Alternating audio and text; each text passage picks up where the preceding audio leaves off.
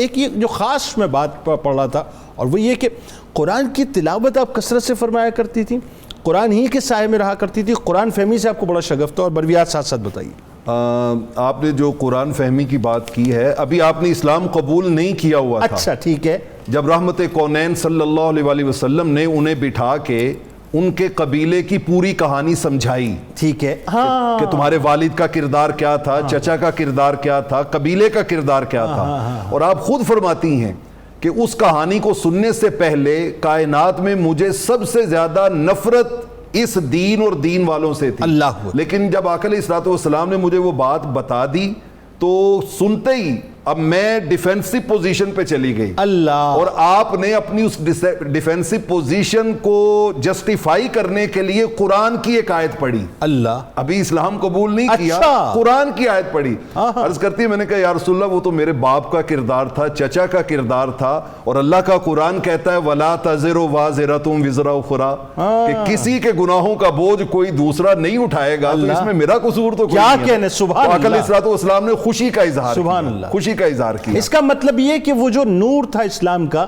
وہ پہلے ہی سے قلب میں داخل تھا، بس ایک وہ کہہ لیجئے کہ ڈور کھولنے والی بات تھی۔ قسام ازل نے دراصل یہ روحیں ازل سے ہی چنی ہوئی ہوتی ہیں، یہ چنیدہ لوگ ہوتے ہیں جنہیں یہ عظمتیں اور یہ رفتیں نصیب ہونی ہوتی ہیں۔ سبحان اللہ۔ مرویات کے والے سے میں آپ سے مروی ایک حدیث بھی اور ایک واقعہ بھی ہے، مسند ابی یعلا میں موجود ہے۔ کہتی ہے میں ایک دفعہ بیٹھی ہوئی تھی اور آپ کو عبادت کا اتنا ذوق اور شوق تھا کہ آپ اس دن سبحان اللہ کا ورد کر رہی تھی۔ اچھا ٹھیک ہے۔ اور کہتی ہے میں نے کاؤنٹنگ کے لیے سامنے 4000 کھجور کی گٹھلیاں رکھی ہوئی تھی۔ اچھا، 4000 گٹھلیاں۔ کہتی ہے میں وہ پڑھ رہی ہوں اور اس پڑھنے کے دوران مجھے نہیں پتہ چلا، آقا علیہ السلام تشریف آئے اور لا کے کھڑے ہو کے مجھے دیکھنے لگے۔ اللہ، کہتے ہیں وہ دیکھتے جا رہے ہیں، اب میں پڑھتی جا رہی ہوں۔ جب میں فارغ ہوئی تو رحمت کونین صلی اللہ تعالی علیہ وآلہ وسلم نے پوچھا کہ صفیہ تم نے کتنی بار اللہ کی تسبیح بیان کی ہے؟ کہتے میں نے عرض کی آقا 4000 مرتبہ۔ اللہ، کہتے میں نے ایک جملہ کہا ہے اور وہ تیرے 4000 سے بہتر ہے۔ اچھا، تو نے 4000 بار سبحان اللہ کہا ہے اور میں نے ایک بار ایک جملہ بولا ہے، وہ تیرے اس 4000 کی تسبیح سے بہتر ہے۔ کہتے ہیں میں نے فوراً گٹھلیاں چھوڑی، میں نے کہا علمنی یا رسول اللہ، آقا جی مجھے بھی وہ سکھائے نا، وہ جملہ کون سا ہے؟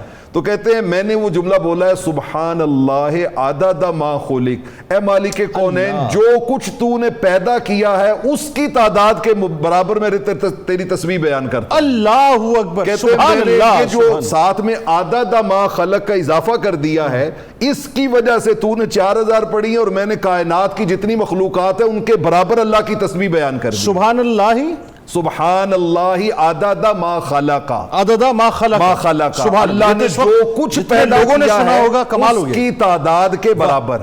یہ ہے وہ جوامع الکلم جو آقا علیہ السلام نے فرمایا تھا کہ مجھے جوامع الکلم، کمپریہنسو کلمات عطا کیے گئے ہیں کہ جملہ چھوٹا ہوتا ہے لیکن اس کے اندر سمندر موجود ہوتے ہیں، سمندر موجود ہوتے ہیں۔